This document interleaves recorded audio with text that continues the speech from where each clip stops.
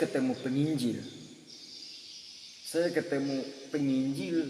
Penginjil itu tahu apa yang ada dalam hati saya, apa yang ada dalam pikiran saya. Dia bisa baca. Dia bisa baca. Ketika dia berkata-kata, kata-katanya tepat pada apa yang saya pikirkan. Ketika itu saya mau bertobat. Saya mau bertobat terima Yesus.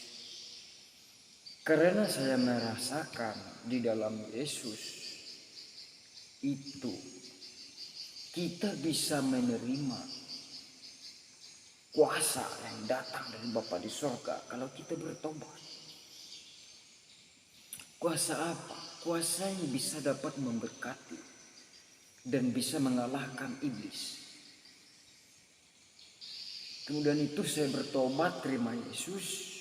Ada seorang pendeta yang mengajar saya tentang kasih yang murtad, kasih yang tidak berkenan di hadapan Tuhan. Di situ saya marah dan memberontak. Di situ saya menangis dan saya berkata dalam Tuhan dalam doa, ya Tuhan, supaya aku tidak disesatkan, supaya aku mengerti kedewasaan rohani Tuhan. Berilah untukku kuasa, yaitu kuasa yang bisa menjiwai karakter setiap orang. Sebelum terjadi sesuatu, saya bisa lihat apa yang akan terjadi, saya berkata. Tiap bulan saya berdoa. Ketika itu, Yesus benar-benar memberi kuasa itu, pengertian. Jadi saudara-saudariku yang kasih dalam Tuhan, saya itu kalau ingin membaca karakter orang yang lebih dalam, ingin melihat isi hatinya yang benar-benar sungguh-sungguh. Yang pertama, saya acting itu saya tampil yang tampil yang dari luar saja. Saya tampil yang dari luar saja dan orang menilai dari acting yang saya lakukan hanya dari luar. Tetapi mereka tidak tahu bahwa saya sedang acting, bahwa saya sedang berakting, dan orang tidak bisa menilai dari hati kita. Karena acting tadi, saya sengaja acting. Orang yang tidak senang kepada saudara, yang pertama, kalau kita pengen melihat hati seseorang yang benar-benar tulus begitu, yang benar-benar hati hamba begitu, yang benar-benar hati anak Tuhan begitu, yang pertama terlihat dari aura wajah. Terlihat dari aura wajahnya, mukanya kelihatan. Sebab gambaran hati itu, saudara, gambaran hati itu yang pertama bukan hanya dari karakter. Gambaran hati itu, saudara, yang pertama melalui ekspresi wajah. Kalau wajah kita begini ya, lihat begini. Kalau wajah buang-buang muka, seolah-olahnya tidak kenal. Begitu juga dalam hati. Tidak benar. Orang yang kita kenal pura-pura kita tidak kenal. Begitu juga dalam hati tidak benar. Dan munafik. Semuanya terlihat dari biji mata. Terlihat dari senyum, kelihatan. Tetapi orang yang benar-benar hamba, yang pertama, dalam tekanan apapun saja, dalam masalah apapun saja, ia akan memaklumi. Nah, disitulah hatinya yang benar-benar bersih. Tuhan Yesus memberkati. Yang kedua, mulut saudara. Terkadang mulut berkata-kata bisa keceplosan menyakiti orang kita tanpa sadar. Jadi perkataan yang menyakiti tidak bisa menjadi sebuah kesadaran. Yang dapat menyadari dari perkataan yang dapat menyakitkan yaitu hati. Makanya saudara-saudara, kalau seseorang berkata-kata kepada kita seolah-olahnya menyakiti, anggap saja itu kata-katanya dari mulut. Jangan kita mengatakan kata-katanya dari hati. Perkataan itu belum tentu juga menentukan hati saudara. Bukan.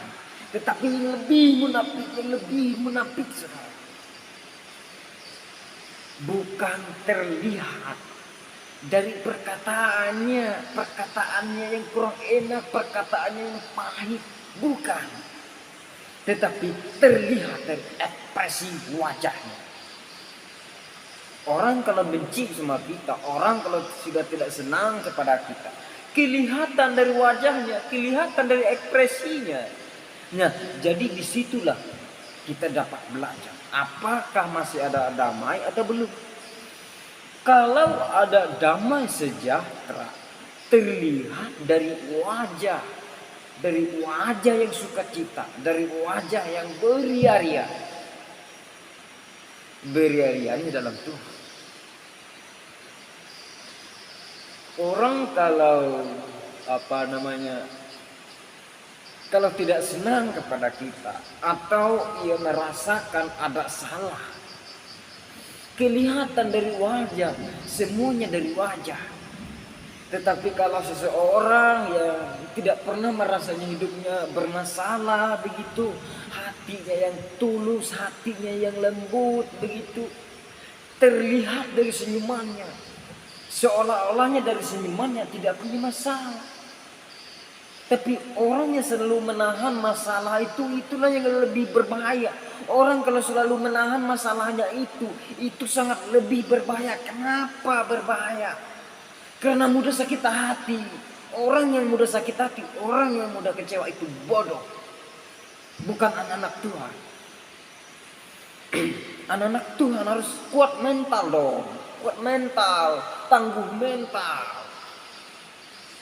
Jangan mudah sakit hati. Waktu saya di stream di Malang, saya pelatihan anak bangsa. Di sana itu ada jurusan komputer, jurusan jahit, jurusan otomotif, jurusan listrik begitu, jurusan peternakan dan juga jurusan tukang. Jadi kata-kata pedas begitu, kata-kata pedas yang selalu menusuk telinga saya. Saya merespon tertawa saja. Kenapa? Alasannya saya tertawa. Karena kita anak Tuhan harus sukacita dong. Ketika kita sukacita, iblis tidak berani menyerang hati kita. Iblis dapat merespon ketika kita egois. Disitulah yang berbahaya. Ketika saya mengalami masalah begitu. Ketika saya mengalami masalah, saya selalu ingin belajar tertawa. Saya selalu ingin belajar senyum. Jadi apapun yang kita hadapi dalam permasalahan, kalau kita bawa tertawa, kalau kita bawa senyum, masalah itu tidak ada. Nah, disitulah terbukti mental kita. Dan disitu juga terlihat iman kita. Iman kita adalah dasar dari mental. Tapi kalau iman kita ada dan mental kita mudah lemah, mudah sakit hati, mudah kekecewaan, itu mental lemah. Tapi kalau mental yang tangguh, iman yang tangguh di dalam Tuhan, yang pertama, tidak mudah sakit hati, tidak mudah kecewa. yang bisa selalu semangat, pantang menyerah. Saudara-saudara itu yang dikasih dalam Tuhan. Ingat, orang yang hidupnya ramah tamah, suka ramah tamah, banyak berbicara, banyak perhatian, banyak kata-kata manis, itu orang munafik. Orang munafik. Karena hati-hati dari kata-kata manis, saudara. Orang yang suka berkata-kata manis karena ingin memakan pujian. Kalau kita mendengar, jangan mendengar orang yang selalu hidupnya perhatian. Kita perhatian sama seseorang tanpa dasar tetapi perhatian sama seseorang hanya ingin untuk dihargai, hanya ingin untuk dapat hatinya. Itu munafik. Yang perlu kita berterima kasih, yang pertama, kalau kita mendengar orang-orang berkata kepada kita kata-katanya pedas, kata-katanya pahit, itu bukan berarti orang jahat sama kita, tetapi orang sayang sama kita. Biasanya orang yang hidupnya terlalu penyayang itu orang yang tegas. Orang yang tegas. Tetapi kalau orang hidupnya tidak terlalu penyayang, orang yang tidak tegas. Kenapa alasannya tidak tegas? Karena bukan berjiwa mendidik, bukan berjiwa kepemimpinan dalam Tuhan. Orang yang hidupnya berjiwa kepemimpinan dalam Tuhan, kata-katanya sedikit saja yang manis, tetapi banyak kata-katanya pedas. Sehingga dari situlah memberi motivasi. Tuhan Yesus memberkati. Ya. Saya orangnya berkata-kata, saya tidak suka berkata-kata manis. Bisa berkata-kata manis ada konteks dasar. Tetapi yang paling saya banyak berkata-kata, selalu kata-kata pedas. Kenapa kata-kata pedas itu? Itu yang disebut dalam bahasa Alkitabiah adalah makanan keras. Bahwa kalau kita orang sudah hidup rohani, bukan hanya makanan lembek saja yang kita makan, bukan. Tetapi kita juga harus memakan makanan yang keras. Artinya memakan makanan yang keras itu adalah tekanan hidup dalam kehidupan kita. Tekanan hidupnya contohnya seperti apa? Yaitu kata-kata pedas, kata-kata teguran, kata-kata pahit, kata-kata yang menyakitkan. Itulah makanan kita. Sehingga disitulah mental kita diasah dan iman kita ditangguh juga. Kalau mental kita kuat, mental kita tangguh, dan iman kita sama juga kuat dan tangguh. Tuhan Yesus memberkati. Salam sejahtera. Selamat tahun baru.